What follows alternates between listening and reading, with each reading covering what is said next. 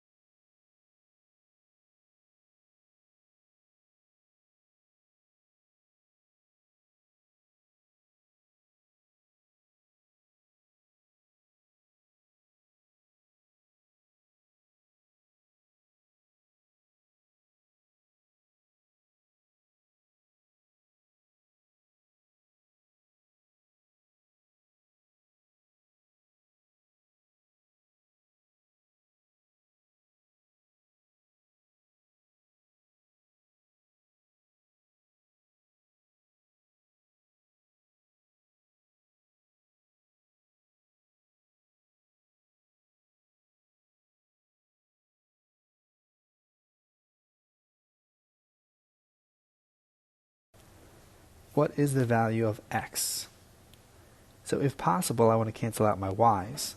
So I'm looking to make these both 20y. So if I double the bottom and multiply the top by 5, I can get there. This gives me negative 15x minus 20y is equal to 100. And on the bottom, 2x minus 20y is equal to 32. I'm going to subtract all 3 columns straight down, which flips the signs. And now I have negative 17x, the y's cancel out, is equal to negative 132. 68. And if I divide by negative 17, I get x is equal to negative 4. What is the value of x? If I take this bottom equation and move the y over and move the 10 over, I have 0.5x minus 10 is equal to y. If I wanted to double that to get rid of the decimal, I have x minus 20 is equal to 2y, which works great because I can substitute 2y for what it's equal to. So in other words, x plus x minus 20 is equal to 16. So 2x minus 20 is 16, or 2x is equal to 36, so x is equal to 18. For this system, I'm looking for the y-coordinate of where these two equations intersect. So I can substitute what x is equal to for wherever I see an x. And that gives me this. To find out what y plus 1 squared is, I like to use the box method. So y plus 1 on both of the edges, this gives me y squared, y, and 1. So y squared plus 2y plus 1. Next, I'll distribute the negative 6. Then I'll combine like terms. I'll move the y over. And now I'm looking for what are two numbers that multiply to give me a positive 6, but add up to give me a negative 5. So they both are going to have to be negative. So it's going to be y minus 3 and y minus 2. Because negative 3 times a negative 2 is 6, and negative 3 plus a negative 2 is negative 5. So I have two possible answers, 3 or 2. The only one that matches is C.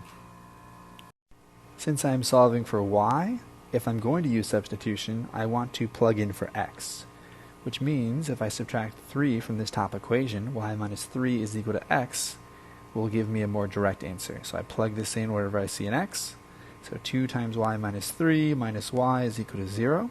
If I distribute the 2, this gives me 2y minus 6 minus y is equal to 0.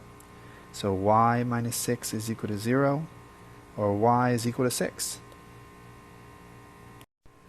We're looking for the value of x. So if I want to cancel out the y's, I can take this top equation and multiply everything by 4. This gives me 12x, 4y, and 52. So this goes away, and I'll add straight down. The y's cancel out, so I have 14x is equal to 70. And if I divide, I get x is equal to 5. I am solving for the value of x. This one's a little bit different because they have half y's in both problems, so we don't need to get rid of the fraction necessarily.